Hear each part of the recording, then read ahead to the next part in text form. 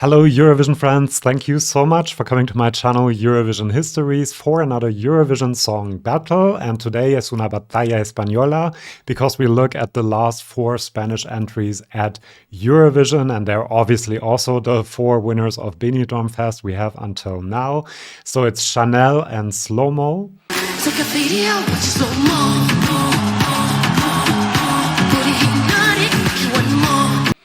Going up against Blanca Paloma with Eaea.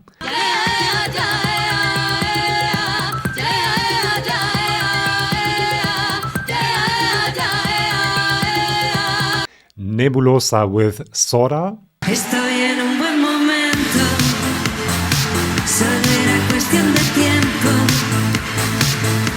And Melody with Esa Diva.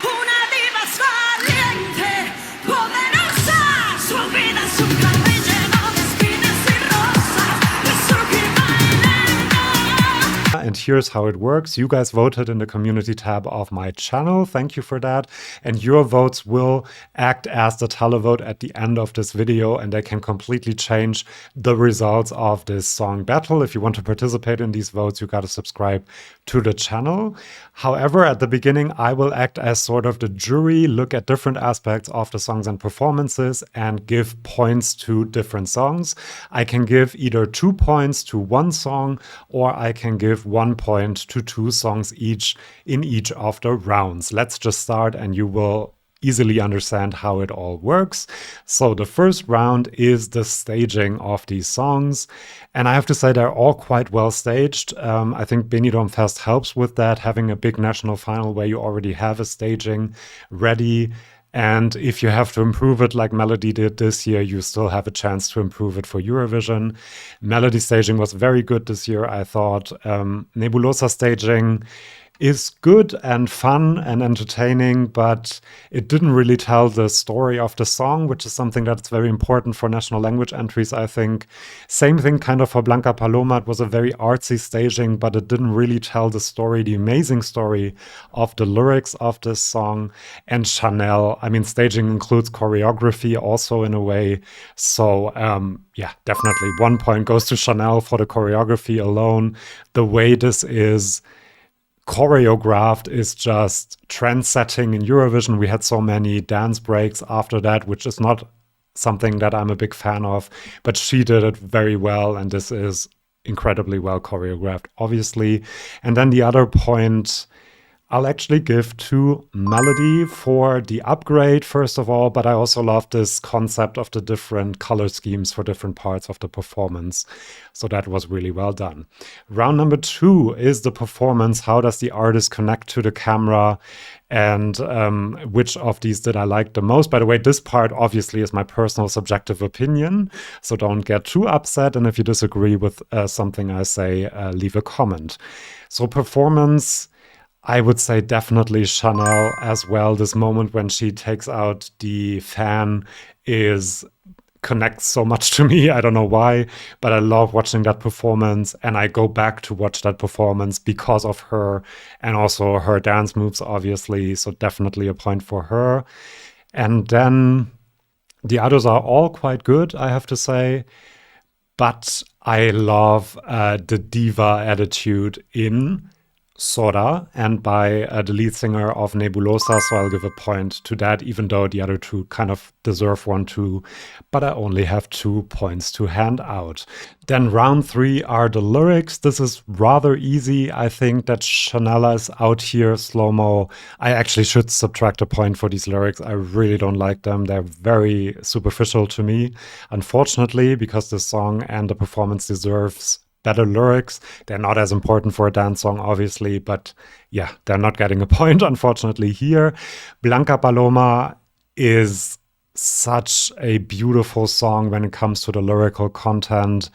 The references to the moon, Lorca-inspired poetry in a way as well.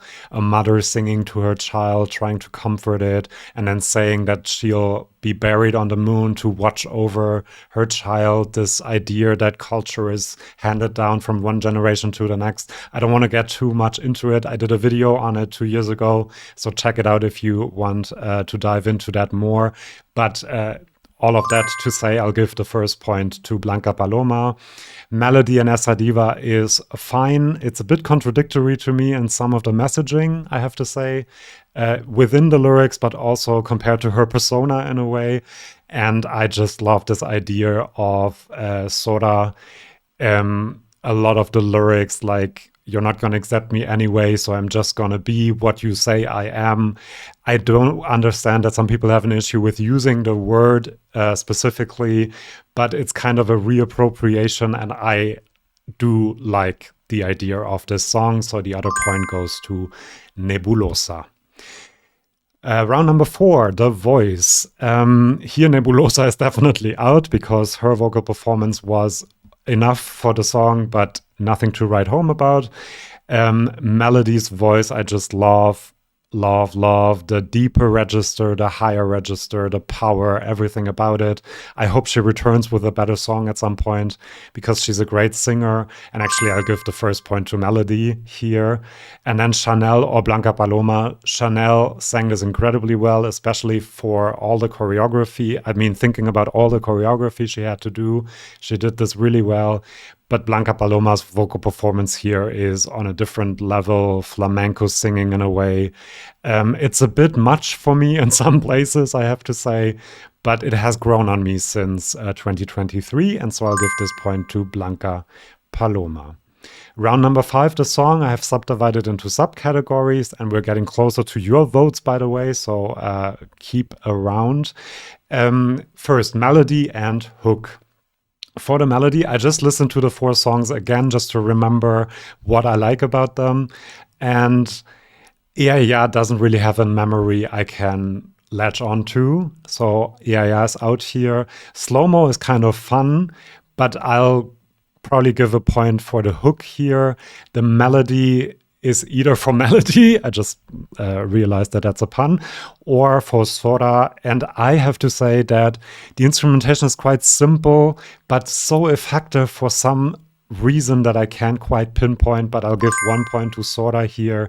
And then for the hook, I already told you kind of, could have been Eaea, but I'll give this to SloMo because, yeah, it is a great hook.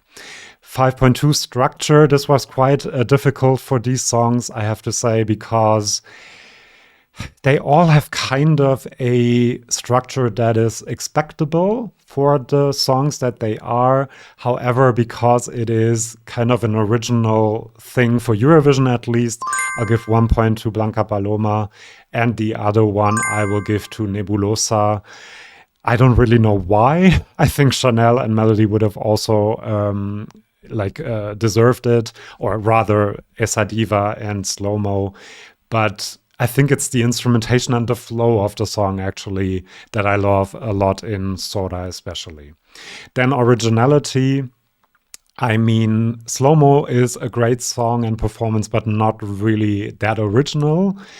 Same thing kind of for Esa Diva. It sounds like something we've heard a few times before. So you already know I'll give 1 to Blanca Paloma for this tradition-inspired instrumentation, everything about it, the artsiness.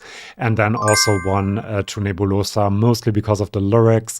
But the sound is also something that we don't hear all that often, kind of 80s inspired, which I really, really like. Next up, we have the goal of the song. So a dance song wants me to dance, a ballad wants me to feel something. So which of these songs reached its goal the best? And I mean, Chanel and SloMo definitely reached their goal of making me want to dance and making me want to watch the performance over and over again, which I do because I love that performance. So definitely that point goes to Chanel. And then the other one, they all kind of reached their goal, but I think I'll give it to Blanca Paloma for the tradition that is weaved into the song, and that's just beautiful. Then airplay, very easy. Which song do I listen to the most? 1 point definitely goes to Nebulossa because I have that in my playlist and I listen to it from time to time. The other 3 I don't really listen to, but I'll give another point to Chanel because, as I said, I love watching that performance, and that's kind of airplay too. So 1 to Nebulossa, 1 to Chanel. These are all the points I had to give out, and now let's go to your votes. Again, you voted in the community tab of my channel. 5 points from your votes will translate to 1 point in this song battle. So the song that got the least amount of votes from you guys was Esa Diva and Melody with 10% of your votes, and that means that Melody gets another 2 points in the song battle, and Nebulossa is still in the lead. The song that got the third highest amount of votes from you guys was Zorra and Nebulossa with 16% of your votes, which means Nebulossa gets another 3 points and extends their lead. Your second favorite song was Blanca Paloma, Eaea with 20% of your votes, which means another 4 points for Blanca Paloma. And now we have a tie. I don't have a tiebreaker rule, so we shall see what happens now. But if you're good at math, you already know that Chanel got 54% of your votes and is the clear winner of the televote in this case. And so Chanel gets another, how many? 11 points from you guys, and so is the clear winner of this Eurovision Song Battle with 16 points.